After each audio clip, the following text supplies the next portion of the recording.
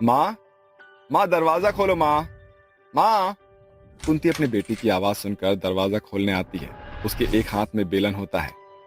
इतनी रात गए तुझे अब फुर्सत मिल रही है घर लौटने की। क्या तुझे टाइम दिखाई नहीं देता? माँ दरअसल मैं आपको कुछ बताना चाहता हूँ।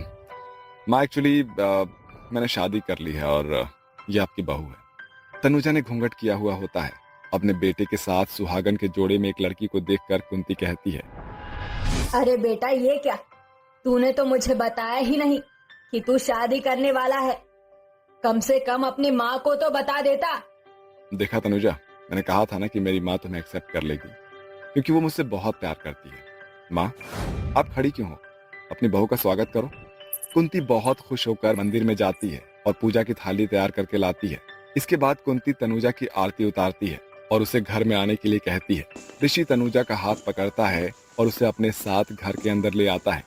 अच्छा बहू, जरा अपना चांद जैसा मुखड़ा तो मुझे दिखा दे। मैं भी देखूं मेरे बेटे ऋषि ने कैसी बहू पसंद की है मेरे लिए।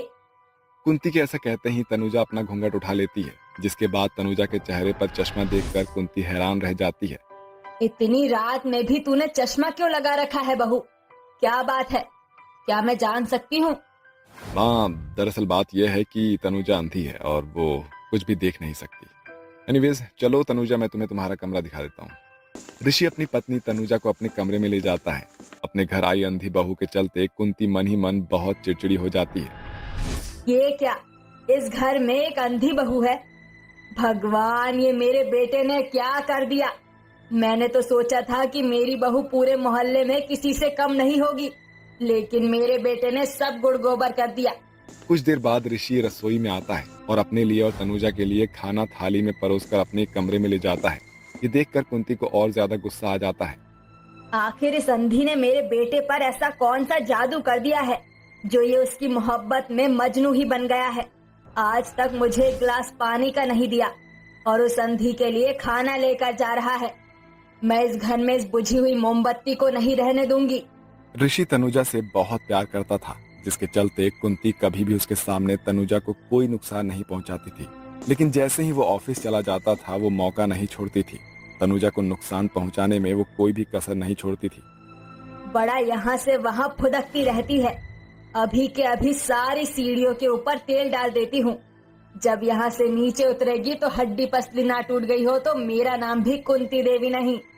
कुंती सारी की सारी सीढ़ियों के ऊपर तेल डाल देती है, जिसके बाद बेचारी तनुजा जैसे तैसे करके सीढ़ियों के पास पहुंचती है और दीवार के सहारे सीढ़ियों से उतरने की कोशिश करती है।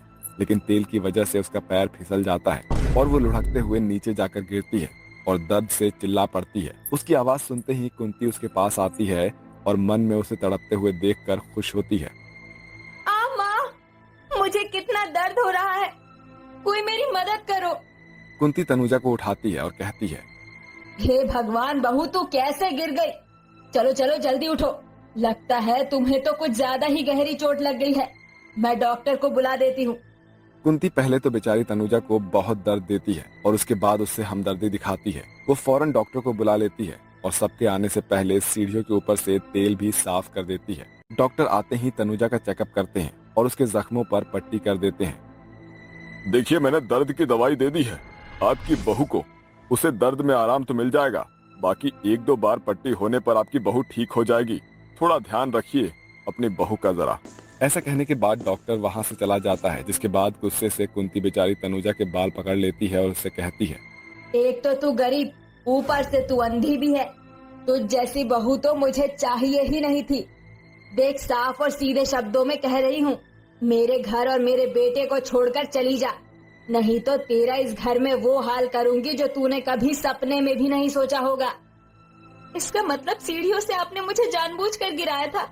आपको पता था कि मैं अंधी हूँ और देख नहीं सकती।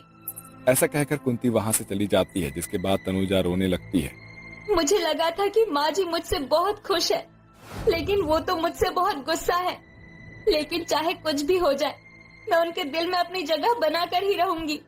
तनुजा के सीढ़ियों से गिरने की बात सुनकर ऋषि को भी बहुत बुरा लगता है, जिसके चलते वो उसके लिए व्हील चेयर लेकर आता है। आज से तुम इसके ऊपर बैठना, जहां तुम चाहोगी वहां जा सकती हो इजीली, ठीक है? ऋषि तनुजा को व्हील चेयर पर बिठाकर घुमाता है, जिसे देखकर खाना बनाते बनाते कुंती बहुत गुस्सा हो जाती है और वो तनुजा के खाने में खूब सारी मिर्ची डाल देती है। एक बार मेरा बेटा ऑफिस चला जाए, उसके बाद इस अंधी को मिर्ची वाला खाना खिलाकर मार ही दूंगी। ऋषि के ऑफिस जाने के बाद कुंती तनुजा को मिर्ची भरा खाना खिला देती है, जिससे बेचारी तनुजा की हालत बिगड़ जाती है। लेकिन फिर भी वो अपने पति ऋषि को कुछ भी नहीं बताती। इस लड़की को जितना टॉर्चर कर लूं, ये तो यहाँ से जाने का नाम ही नहीं लेती। आज की रात जब ऋषि सो जाएगा तो मैं इसको जहर ही दे दूंगी। रात को सभी लोग खाना खाकर अपने अपने कमरे में चले जाते हैं। रात के 12 बजे कुंती अपने बेटे के कमरे में जाती है और दरवाजे से छुपकर अंदर झांकने लगती है, जहां ऋषि की आंखों में आंसू होते हैं। और वो तनुजा से कहता है, तनुजा कितने अच्छे दिन थे ना वो, जब हम दोनों सिनेमा हॉल जाते थे, एक साथ मूवी देखते थे। कॉलेज के वो दिन मुझे आज भी याद है। हम दोनों एक साथ वैलेंटाइन डे भी मनाया करते थे, याद है मुझे आज भी। हाँ हाँ, मैं हर वैलेंटाइन डे पर तुम्हारे लिए एक सरप्राइज पार्टी रखा करती थी। हाँ तनुजा, मुझे आज भी याद है, तुमने मेरे लिए सरप्राइज पार्टी मेरे हॉस्टल के कमरे में रखे थे। उस टाइम मुझे फोटोशूट का बहुत शौक था। काश मुझे फोटोशूट का शौक ही नहीं होता, तो शायद आज तुम इस दुनिया को अपनी आंखों से देख रही हो। ये सुनते ही कुंती हैरान रह जाती है। ये ऋषि क्या बोल रहा है? क्या तनुजा पहले अंधी नहीं थी? ये सुनकर कुंती अंदर आ जाती है और उनसे तनुजा के अंधे होने का कारण पूछती है, जिसके बाद ऋषि अपनी माँ को बताता है, माँ एक दिन अचानक से वैलेंटाइन डे वाले दिन तनुजा मेरे लिए केक और फ्लावर्स लेकर मेरे फ्लैट पर आई थी। उस समय मैं फोटोशूट कर रहा था। तनुजा का सरप्राइज देखकर मैं बहुत खुश हो गया और मैंने तनुजा को फ्रिज के अंदर से कोल्ड ड्रिंक लाने के लिए कहा, लेकिन फ्रिज के ऊपर मेरे केमिकल की बोतल रखी हुई थी। जब फ्रिज खोलते ही बेचारी तनुजा के ऊपर गिर गई। इस दौरान उसकी आंखें चली गई और अगर उस समय उसकी जगह मैं होता तो आज तनुजा नहीं बल्कि मैं अंधा होता। देखिए, जो होना था हो गया। अब इन सब बातों को भूल जाइए। माँ, तनुजा के अंधी होने के बाद कोई उसे अपनाता नहीं, इसलिए मैंने उससे शादी कर ली और मैं उससे प्यार भी बहुत करता हूँ माँ।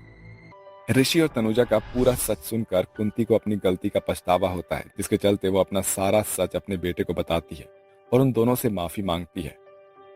मुझे माफ कर दे तनुजा।